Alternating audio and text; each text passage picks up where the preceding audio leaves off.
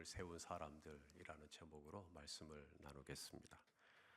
오늘 본문은 예수님의 탄생과 관련한 본문인데, 특별히 이 요셉과 마리아가 호적을 하기 위해서 갈릴리 나사렛에서 베들레헴으로 이동을 했다라는 거죠.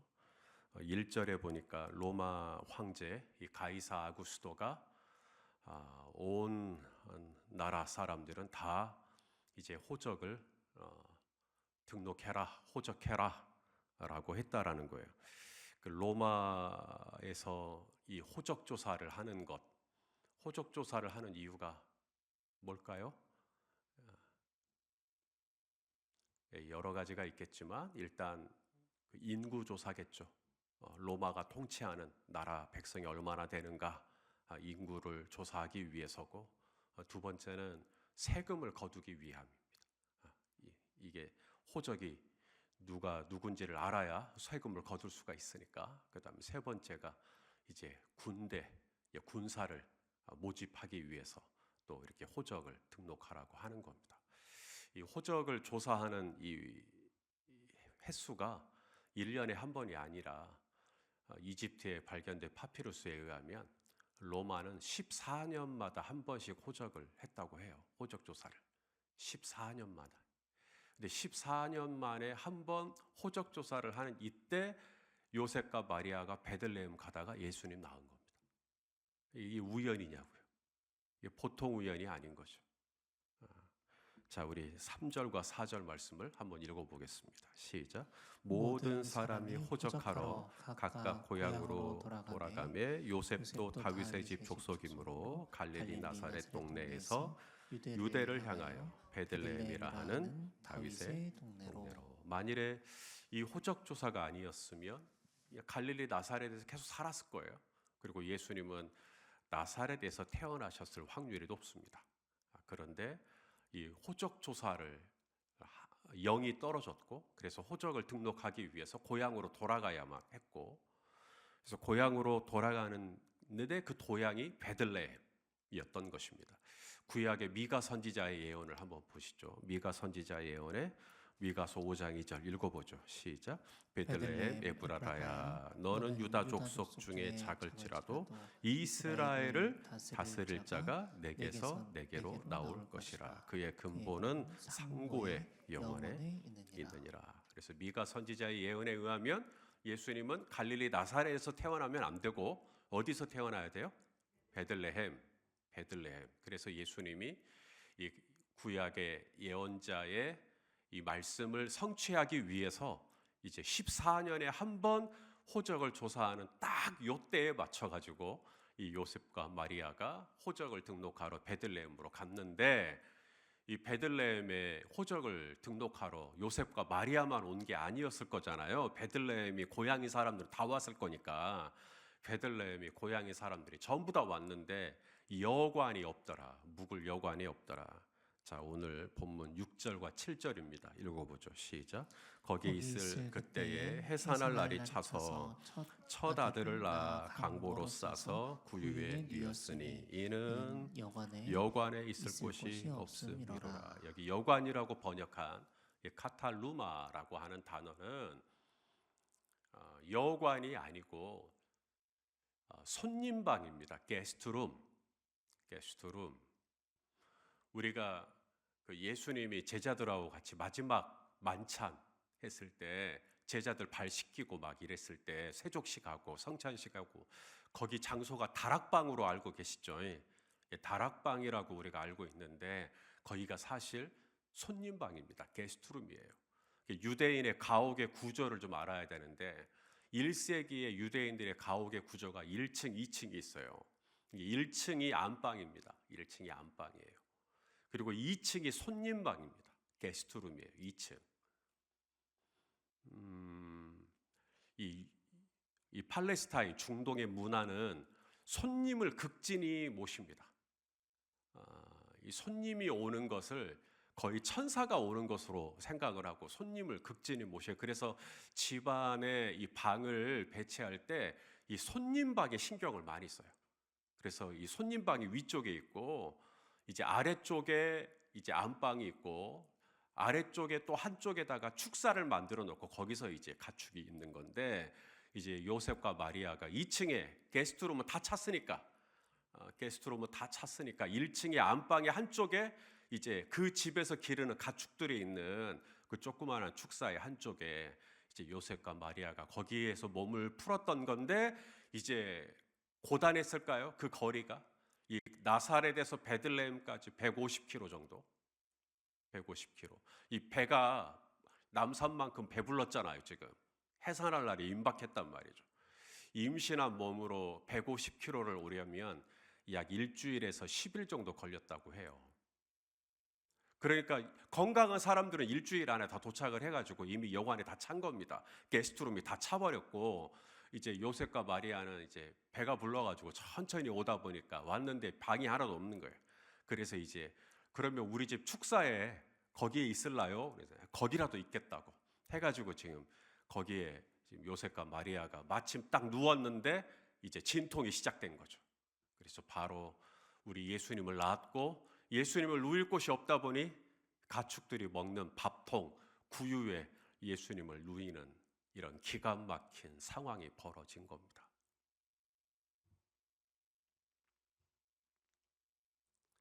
임신한 아내를 데리고 나사렛에서 베들레헴까지 갈 때 주후 1세기 가장 보편적인 교통수단이 뭐냐면, 사람들이 오늘 같이 이렇게 또 눈도 오고 길도 얼고 잘 걷기도 너무 어렵고, 가장 1세기의 가장 보편적인 교통수단이 나귀예요. 나귀. 예수님도 예루살렘 입성할 때 뭘 타고 와요? 어린 나귀. 어린 나귀를 타고 들어가잖아요. 가장 보편적인 교통수단 나귀. 그러니까 우리로 말하면 택시예요. 택시. 그게 나귀가 버스, 공공수단이에요. 근데 이 나귀를 탈 형편도 안 된 거죠. 요셉과 마리아가 버스를 탈 형편이 안 되는 거예요. 택시를 잡을 형편이 안 되는 겁니다. 남들은 다 나귀 타고 가도 이 배가 불렀는데, 이 배부른 아내를 위해서 나귀 한 마리 잡아줄 형편도 안 되는 요셉이 얼마나 기가 막혔겠냐고요. 그런 아내를 데리고 10일 정도 걸려가지고 베들레헴까지 겨우겨우 왔는데 얼마나 그 길이 고단하고 힘들었겠냐고. 그래서 애를 낳는데 요셉은 자기 잘못 같고 죄책감이 들었을 수도 있겠다. 내 아내가 너무 몸이 안 좋아져가지고 그래서 이렇게 아이를 낳는구나. 그래서 아이를 낳았는데 그곳이 축사예요. 마구간이에요. 애를 눕힐 곳이 없으니까 밥통을 대충 닦아내고 거기다가 강보에 싸서 예수님을 누였다. 요셉과 마리아는 지금 자신들이 구유에 누인 이분이 누군지 알거든요. 예수님이 어떤 분인지. 천사가 고지했잖아요. 가브리엘 천사가 마리아에게 네가 임신한 아이는 가장 높으신 이의 아들이다. 자, 우리 누가복음 1장 32절 33절 말씀 읽어보겠습니다. 시작.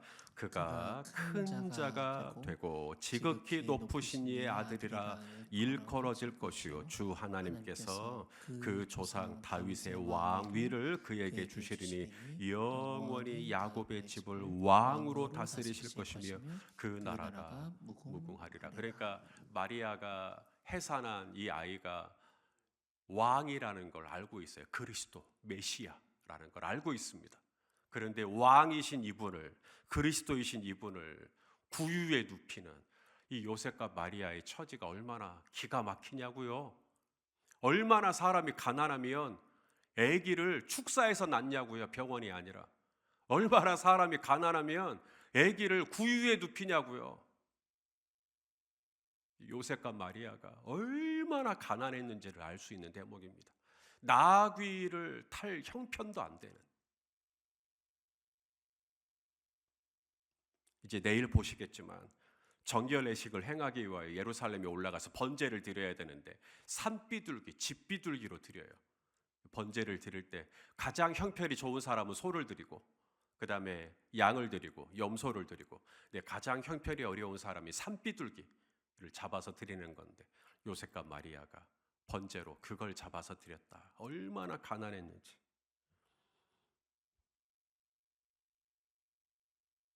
왕이신 그분이 가장 가난하게 이 세상에서 태어나시는 모습입니다. 또 한 명의 가난한 사람들이 오늘 본문에 나와요. 바로 목자들입니다. 목자들.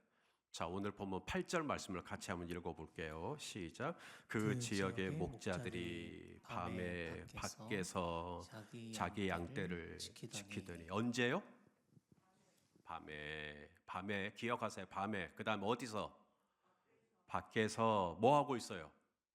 양떼를 지키고 있어요. 목자들이 양떼를 지키는 것은 너무나 당연한 건데 언제? 밤에. 남들은 밤에 뭐 하죠? 퇴근. 근데 목자들은 밤에 밖에서 아직도 일하고 있는 거죠. 야근. 밤에 쉬어야죠. 저녁이 있는 삶. 저녁이 없어요, 이분들은. 밤에 밖에서 양떼를 지키고 있다. 일하고 있는 거야, 아직도.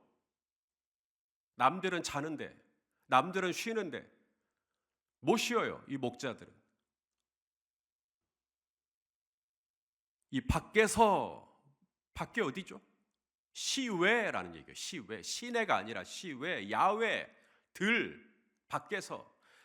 장소적으로, 공간적으로는 그런 이야기고, 사회적인 맥락으로 볼 때 이 밖에서라는 말은 이스라엘 커뮤니티 안에서 소외된 계층을 의미하는 겁니다. 목자들은 회당 출입 안 돼요. 부정한 사람들이니까. 왜 목자들이 부정한 사람들이냐? 양을 치다 보면 늑대나 사자들이 나타나서 양을 죽인단 말이에요. 그러면 죽은 양들을 손으로 만져야 될 거 아닙니까? 목자들이 시체를 치워야 되니까. 그러면 부정해져요, 성경에. 이 짐승, 죽은 짐승의 몸 만지면. 근데 목자들은 늘 그걸 만지고 산단 말이죠. 그래서 유대인들은 저 사람들은 부정한 사람, 그래서 회당 출입도 안 되고 법정에서 증인 채택도 안 되고, 목자들이 하는 얘기는 다 공갈, 믿을 수 없는 얘기.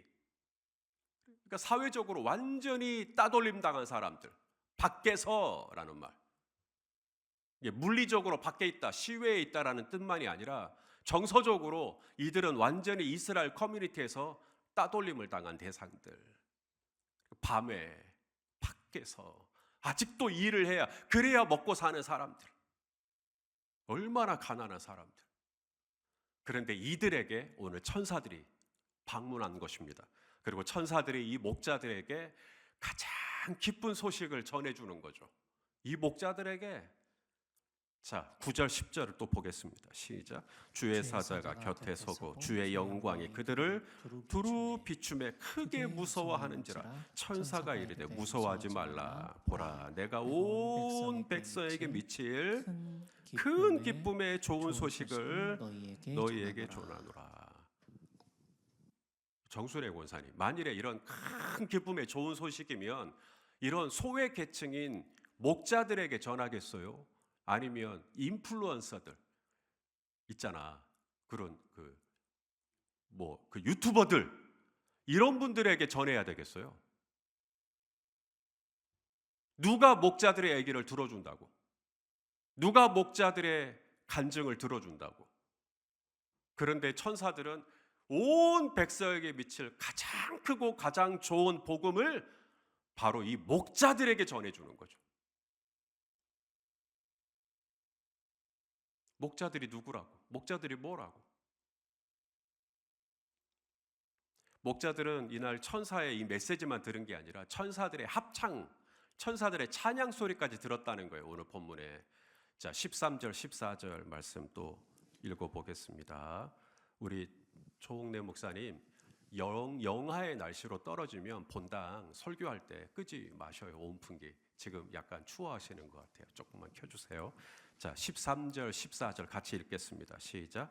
호련히 수많은 천군이 그 천사들과 함께 하나님을 찬송하여 이르되, 지극히 높은 곳에서는 하나님께 영광이요 땅에서는 하나님이 기뻐하신 사람들 중에 평화로다 하니라. 수많은 천군 천사들이 하나님을 뭐 했대요? 찬송하여. 만일에 이날 이 현장에 조정희 집사님 있었으면 뭐 하셨을 것 같아요? 그렇죠? 휴대폰 꺼내갖고 촬영해야죠. 얼른 그 현장을 얼른 담아야죠. 아마 우리는 그러느라고 정신 없었을 겁니다. 우리 조용한 장로님도 아마 셀카 찍었을 거예요. 천군 천사들하고 아마. 그런데 목자들은 그럴 힘이 없어요. 이분들에게 휴대폰이 어디 있을 것이며, 이분들은 밤에 밖에서 양을 치는 서러운 사람들이, 그렇게 해야 겨우 입에 풀칠하고 사는 사람들이, 힘없는 사람들이, 아무도 눈여겨봐주지 않는 사람들이, 그늘진 사람들이, 따돌려진 사람들이. 그런데 바로 이들에게 가장 크고 가장 좋은 소식을 전해주시는 예수님. 나귀 탈 형편도 안 되고, 축사에서 몸을 풀고, 아기를 누일 곳이 없어서 구유에 누일 수밖에 없었던, 지지리도 가난했던 요셉과 마리아에게서 예수님이 오셨고, 그래서 예수님을 만날 수 있는 방법은 간단해요. 예수님은 높고 높은 곳에는 없어요. 예수님은 낮고 낮은 곳에 계셔요. 어제 그 세움이라고 하는 그 단체 대표님이 저를 만나겠다고 잠깐 들어오셨어요. 이 세움이 뭐냐면, 예수님이 이렇게 길을 가다가 어린아이를 세우잖아요. 어린아이를 세워요. 그리고는 이 아이와 같지 아니하면 천국에 들어갈 수 없다. 그 대표님의 고백이에요. 이 아이를 데리고 와서 너 아빠 뭐 하시니? 너 엄마 뭐 하시니라고 묻지 않고 그냥 예수님이 길 가는 아이를 그냥 한 명 데려와 놓고 그냥 이 아이를 세워주셨다는 거예요. 그래서 하나님이 재소자 아이들, 엄마 아빠가 교도소에 들어가 수감되어 있는 아이들, 그 아이들에게 너네 엄마 아빠 어떻게 들어갔어? 라고 묻지 않고 그냥 이 아이들을 세워주는, 재소자 아이들을 케어해주는 그 사역을 하고 있다는 거예요. 거기서 받은 은혜, 그 상처 많은 아이들이 회복되고 그 눈물 많은 아이들이 나중에는 아주 좋은 어른으로 성장해 있는 모습들, 그래서 그 아이들이 나눈 간증집을 또 저에게 선물로 주시고, 참 너무나 귀한 사역을 하시던데요. 그러면서 한 광주 지역에서 이 재소자 아이들을 케어하는 조영아 대표님도 같이 오셔가지고 옆에서 막 눈물로 그냥 글썽글썽 하시면서 본인이 케어하고 있는 아이들이 얼마나 어려운 형편 가운데 있는 아이들인지, 근데 이 아이들을 돌보고 이 아이들을 방문하고 이 아이들을 멘토링 해주고 이 아이들을 상담해주고 하면서 하나님이 이 아이들을 어떻게 만져가고 세워가는지를, 그래서 예수님 거기 계신다고, 높고 높은 곳이 아니라 이 외로운 아이들, 엄마 아빠가 수감되면 이 아이들은 어디 가서 우리 엄마 아빠 어떻게 됐다 이런 얘기 못하니까 그냥 외로운 아이들, 말 못하는 아이들, 그래서 이런 아이들 데리고 이렇게 같이 지내는 게 너무 감사하다고. 사랑하시는 성도 여러분, 우리 예수님은 바로 거기 계신다는 거죠. 낮고 낮은 곳에, 가장 어렵고 힘든 상처 많은 그곳에 예수님이 계신다. 건강한 자에게는 의원이 쓸데없고 병든 자에게라야 쓸데있느니라. 그래서 우리 예수님 바로 나같이 비천하고 낮은 자를 위해서 오셨고, 이제 나 또한 바로 그러한 낮은 곳에서 지극히 작은 소자를 물 한 그릇 대접하는 자로 세워지기를 원하시는 주님, 오늘 하루 그러한 마음으로 살아가는 하루가 되었으면 좋겠다는 마음이 있습니다. 주님의 은혜가 함께 하시기를 주의 이름으로 축원합니다. 기도하시겠습니다. 오 아버지, 오늘 우리 예수님이 얼마나 낮은 자리에서 태어나셨는지, 또 얼마나 낮은 자에 있는 자에게 또 오셨는지 하나님 묵상합니다. 주님, 우리 주님이 이토록 낮은 곳에 계셨다면 우리 또한 낮은 곳으로 우리의 마음과 우리의 가치들이 또 흘러갈 수 있도록 우리 아버지 하나님 인도하여 주옵소서. 예수님의 이름으로 기도합니다. 아멘.